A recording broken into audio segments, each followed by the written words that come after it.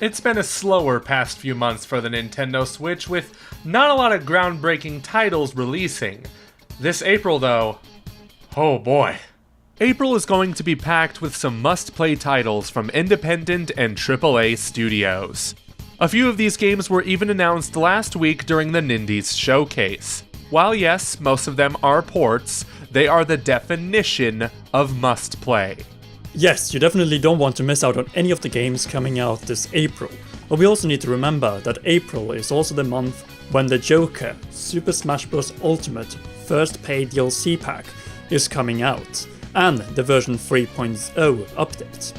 While we still don't know anything about his Smash Fighter other than his 3D model, we're sure he will roll out alongside the version 3.0 update for the game. Will his release be a surprise like with Piranha Plant back in January? Or will he coincide with a Super Smash Bros. Direct? All will be revealed in due time. For now, let's talk about our top 10 Nintendo Switch games coming out this April. If you're too impatient for Link's Awakening and are dying for a Zelda experience on your Switch, look no further than Darksiders Warmaster Edition on April 2nd for $30 US. Get it? Warmastered? It's like remastered, but you get it. This is a remaster of the 2010 game where you play as War, one of the 4 horsemen of the apocalypse. Here you engage in battles against demonic foes on a post-apocalyptic planet Earth. Wait a minute, I said this is a Zelda-like experience, didn't I? I sure did, and I stand by that claim. I played most of the PS4 version of Darksiders Warmastered, and it has extremely similar Zelda-like and Metroidvania elements, with a greater focus on combat. Though it may scratch your itch for both genres, make no mistake, Darksiders holds its own perfectly as a fun and engaging action-adventure title, and is absolutely worth your time if you haven't played it already. Of course, Darksiders spawned 2 sequels, the latter of which was released just last year. Here's hoping we see them come to the Switch as well. The genius developers at HAL Laboratory have decided that it's time to take their puzzle game icon Box Boy from the 3DS to the Nintendo Switch. And this time he's brought a friend, Box Girl, who wears a bow tie. How cute.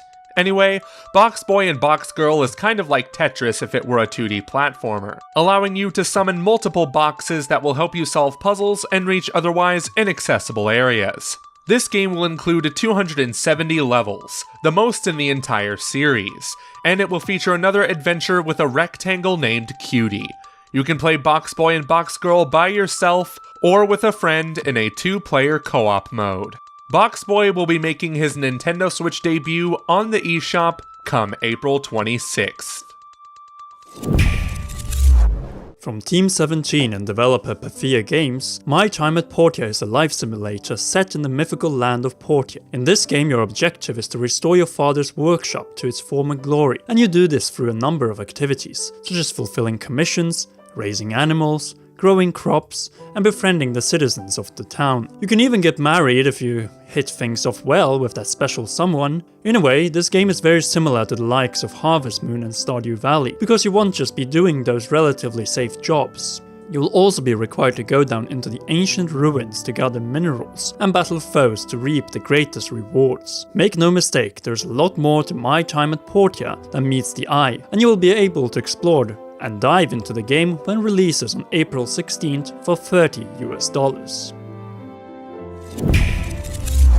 Are you ready to get sucked into yet another massive RPG on the Nintendo Switch? Well, you're in luck, because Capcom is bringing their hit game Dragon's Dogma Dark Arisen onto the platform on April 23rd for $30.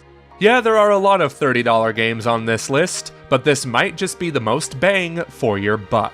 You play as a character called the Arisen, which basically means a dragon ate your heart and you're still alive. In traditional medieval RPG fashion, you will choose a battle class and upgrade it throughout your time in the land of Grancis, battling with other pawns you can share online.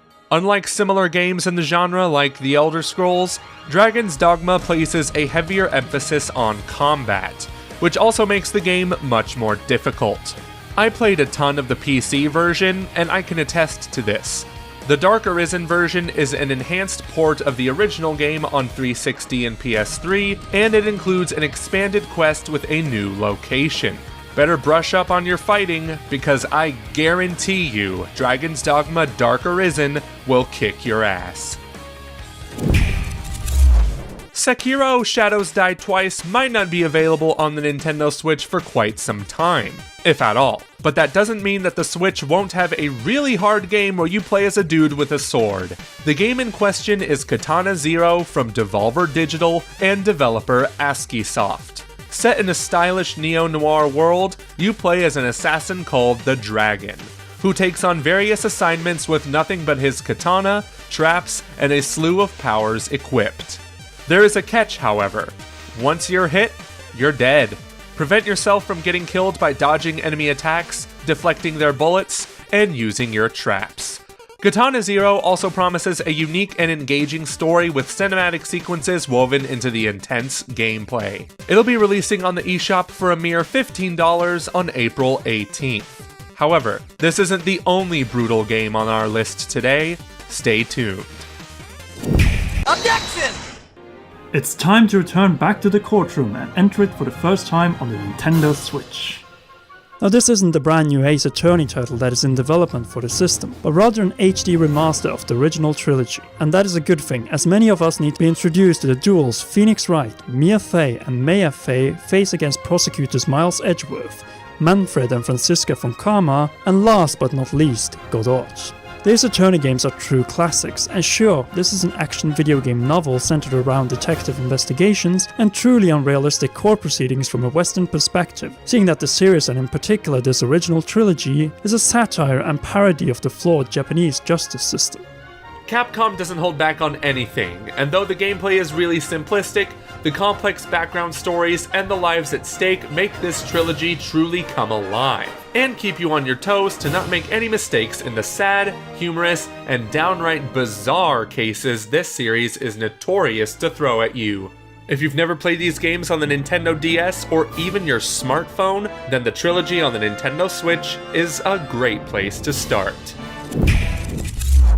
On April 30th, one of the best and most popular Final Fantasy games will be playable in portable mode for the first time on the Nintendo Switch. Final Fantasy XII The Zodiac Age is set in the immersive world of Ivalice, and throughout the game you will take control of party members like Vaan and Princess Ashe in an enhanced remaster of this classic that does more than just increase the resolution, since this game also comes with updated textures and shadow effects that have been heavily improved along with a remastered soundtrack and support for 5.1 channel sound. The biggest changes to the Zodiac Age include a Zodiac job system, letting you freely grow and develop your characters, picking a unique combination of 2 jobs from a selection of 12. There are also other quality of life improvements, like an increased battle tempo, a high speed mode like in the ports of Final Fantasy VII and IX, as well as, thank God, an autosave function. Whether you decide to play this on your big screen TV or on the go, you should be in for a cinematic experience with Final Fantasy XII The Zodiac Age. The biggest problem with this remaster is that it costs $50.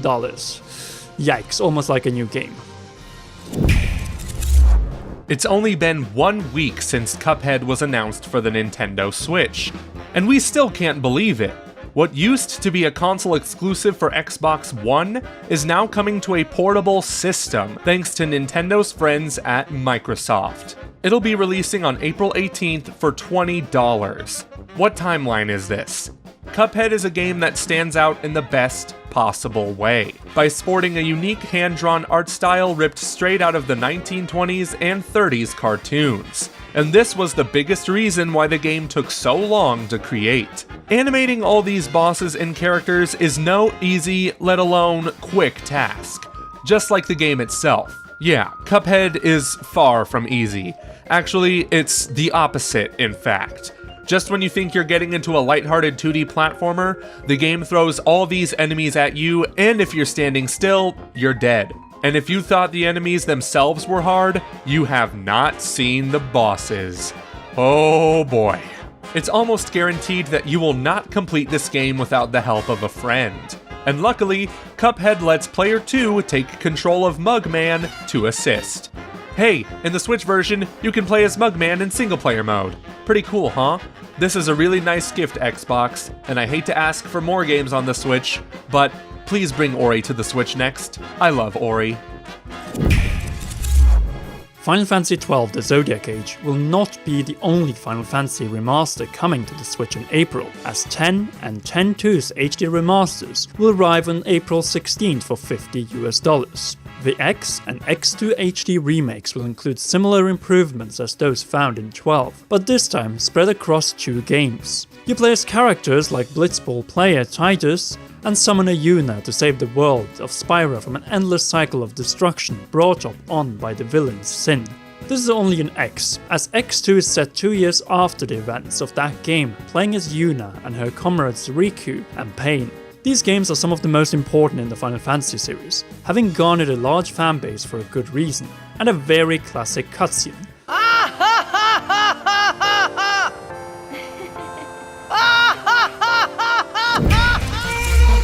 Get ready to test your might, because it's about damn time Mortal Kombat made its return on a Nintendo platform. And this time hopefully without any censorship. It's weird that we haven't yet seen any Switch gameplay from Mortal Kombat 11, but that doesn't make us any less excited for it to release on April 23rd for $60. Day and date with the other platforms. This is how you release a game on the Switch, third-party publishers. Take note. Anyway, Mortal Kombat 11 will bring the good old-fashioned bloody action we've come to expect from this over 25-year-old franchise, with infamous characters like Scorpion, Liu Kang, Sonya Blade, Johnny Cage, along with new ones like Garrus and Kronika.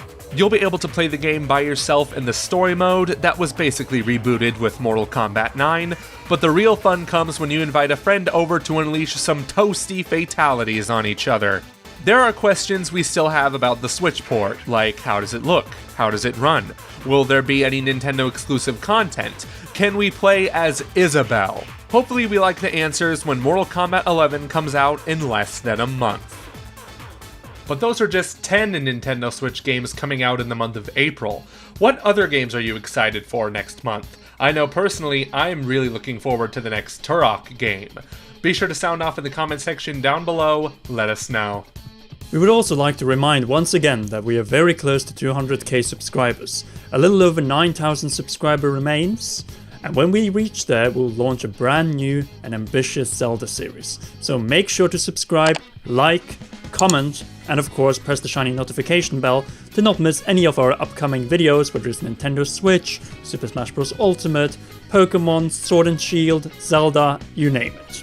We also want to give thanks to our patrons, including royal producers Kenyatta Ali and Bradley Carriage, for their generous support to the realm on patreon.com/commonrealm. Find out how you can join the ranks in exchange for some awesome perks by clicking the link in the description below. That's all for now, girls and guys, so we will see you next time on the Commonwealth Realm.